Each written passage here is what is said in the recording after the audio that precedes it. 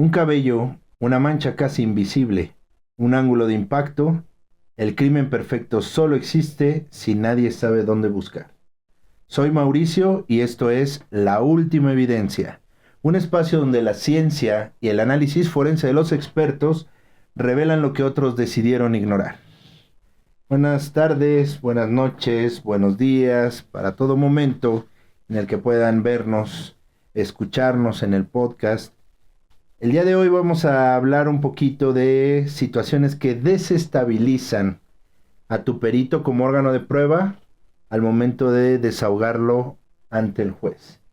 Es importante entender que cuando uno trabaja en equipo siempre hay posturas diversas, también hay contraposiciones y esto genera precisamente la creación de nuevo conocimiento. Sin embargo, también es una realidad el hecho de que tenemos que trabajar en equipo e ir por un mismo objetivo.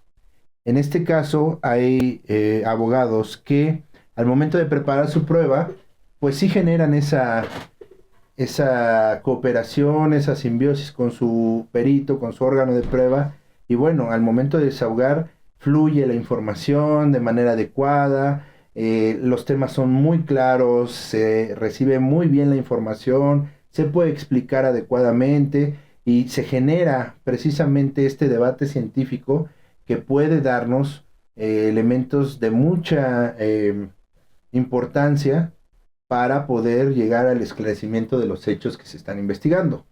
Pero cuando no pasa así, cuando la situación tal vez de egos, tal vez de desinformación, tal vez de inclusive de prisa, de querer terminar una circunstancia de un desahogo, pues puede generar situaciones que desestabilizan totalmente al órgano de prueba, lo obligan a tratar de corregir el camino o en su defecto a perderse por completo.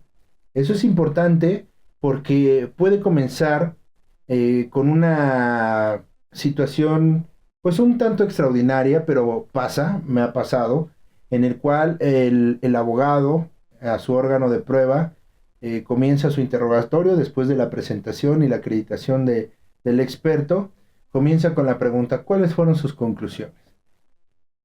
Es, es una situación compleja porque al momento de dar el final de la historia, se pierde el interés de todo lo que es el proceso, de todo lo que es la investigación, de todo lo que es el esfuerzo de comunicar, de traducir el lenguaje científico a un lenguaje entendible para el abogado, para el juez, para el Ministerio Público, y se genera una situación fuera de control porque estás contando el final de la historia.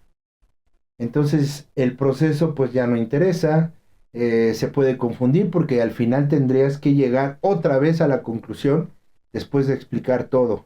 Entonces no es muy recomendable comenzar un desahogo de prueba con las conclusiones. Definitivamente es mala idea, a veces pasa y bueno, hay que tratar de enderezar como órgano de prueba, enderezar esas respuestas para poder llevarnos a un buen puerto. El siguiente punto que podríamos comprender y también debatir inclusive es cuántos dictámenes el experto hace al año, al mes, al día. Yo entiendo que es una serie de preguntas para acreditar a un experto. Aquí ha habido debate con grandes juristas, amigos míos, los cuales yo les digo, bueno, en mi razonamiento y dentro del poco conocimiento jurídico que pueda yo tener en comparación de ellos, hay una etapa para ver si el perito es idóneo y pertinente, que es la intermedia, y ahí se puede debatir toda la cuestión de la certificación del perito, de la preparación, etcétera, porque al final eso determina que no es el idóneo ni el pertinente.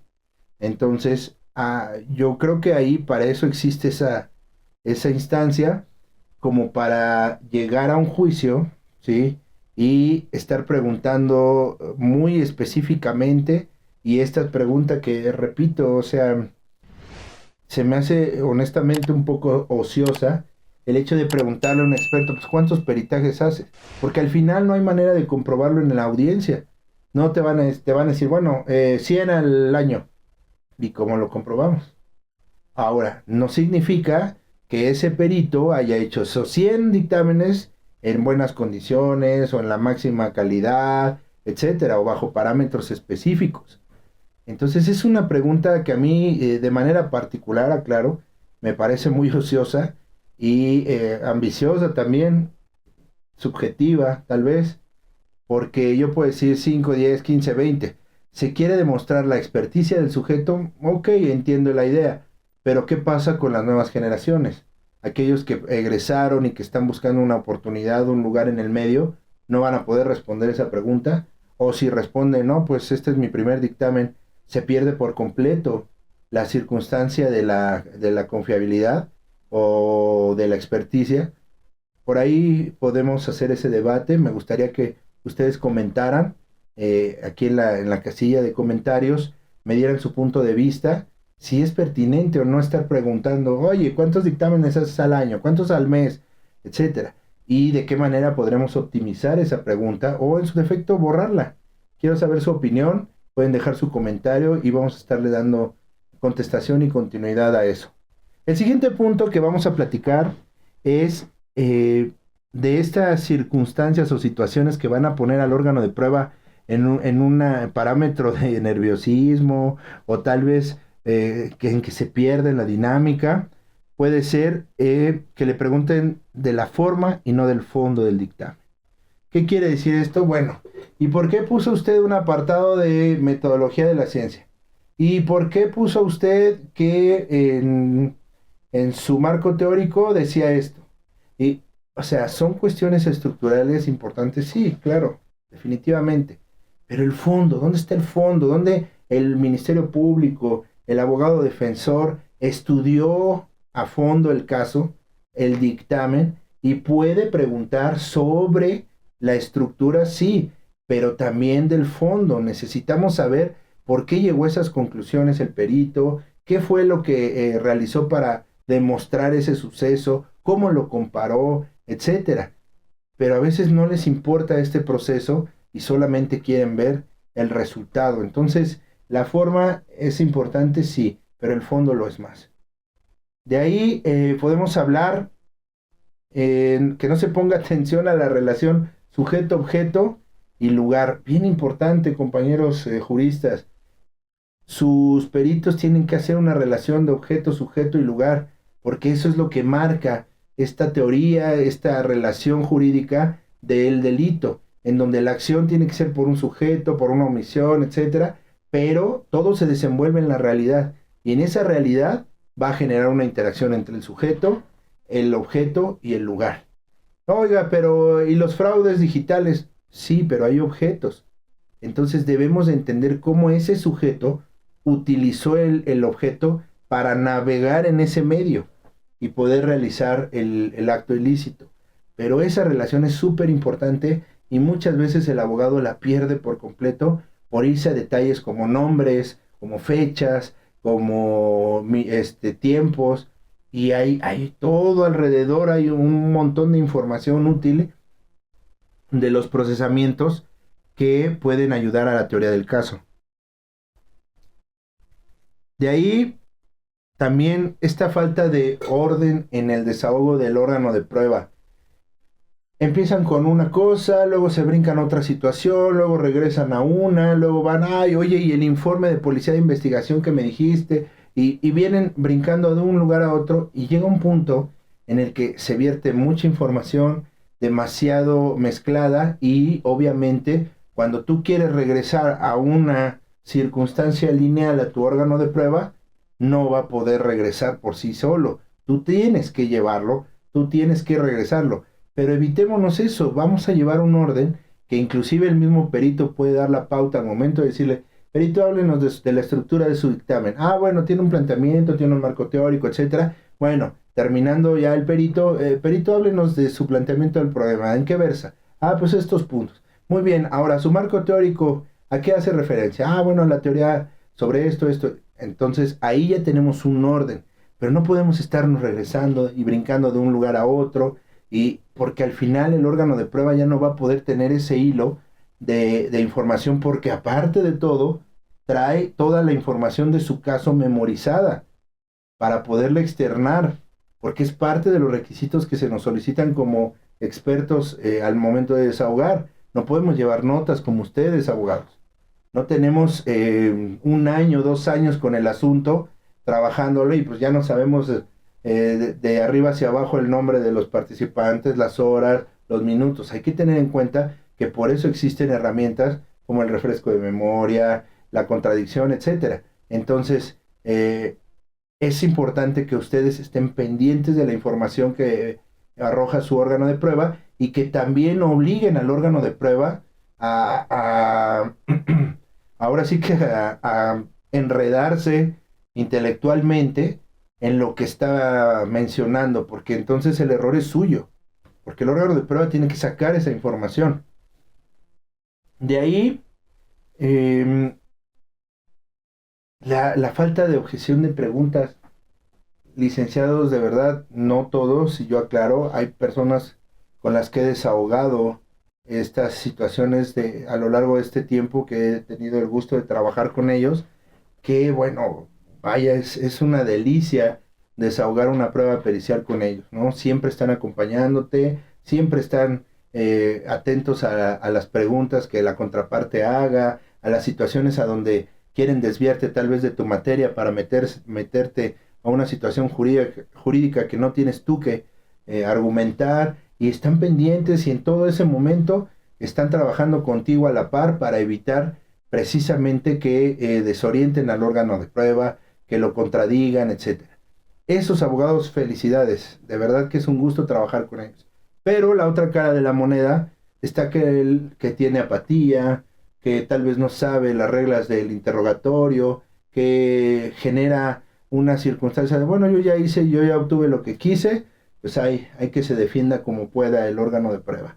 Ahí es donde viene ya una situación en la cual no es posible, y uno como órgano de prueba experto lo ve, que en la pantalla, mientras a uno lo están acribillando con preguntas que son sesgadas o que te reducen a un sí o a un no, y tu oferente de la prueba, tu abogado con el que haces equipo, pues está haciendo notitas o está viendo para otro lado o demás, que bueno, esperas tú una respuesta y que nunca llega.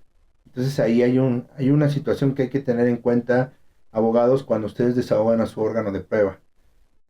Siguiente punto, pregunten el número de conclusión y bueno, y no por la información generada, ¿sí?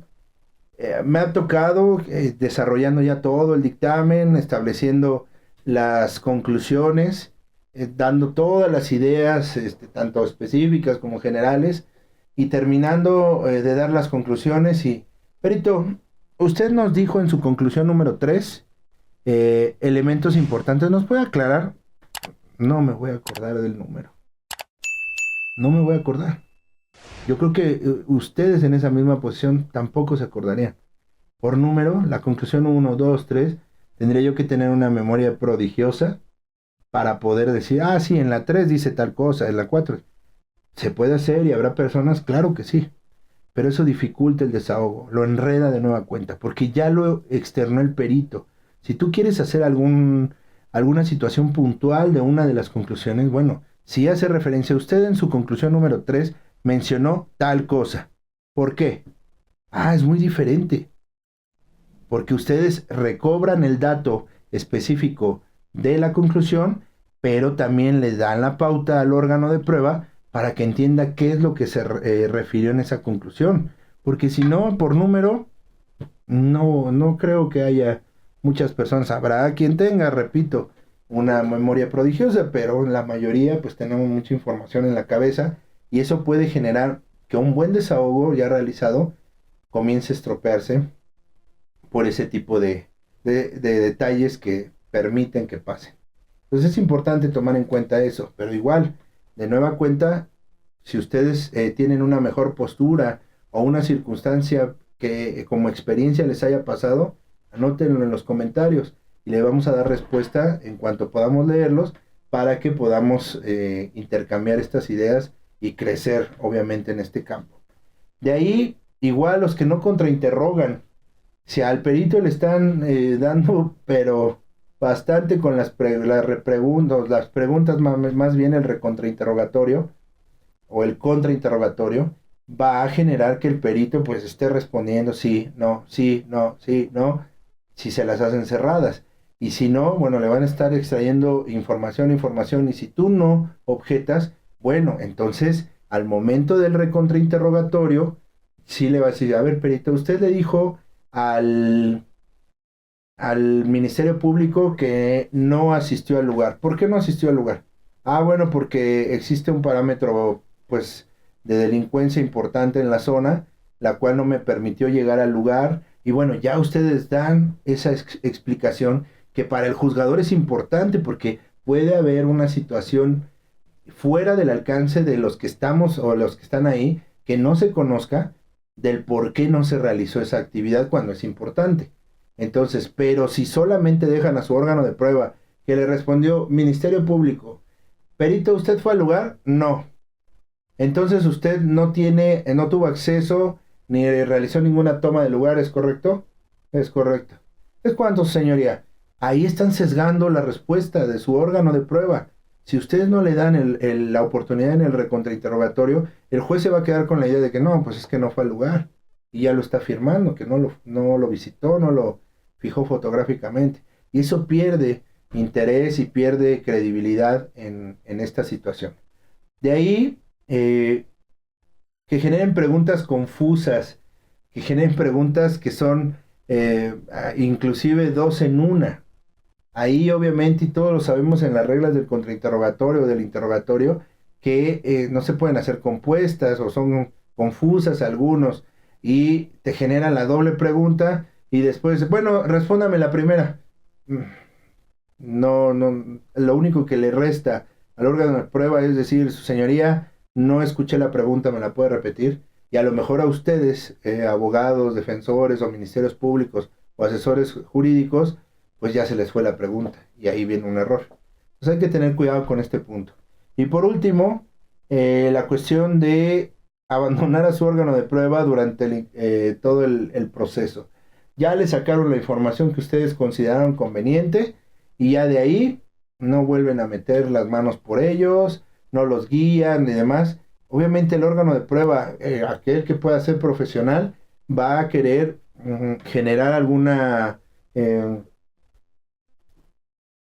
algún viraje en su respuesta para poder regresar otra vez a su materia y poder darles el adecuado tratamiento a las preguntas que le realizan.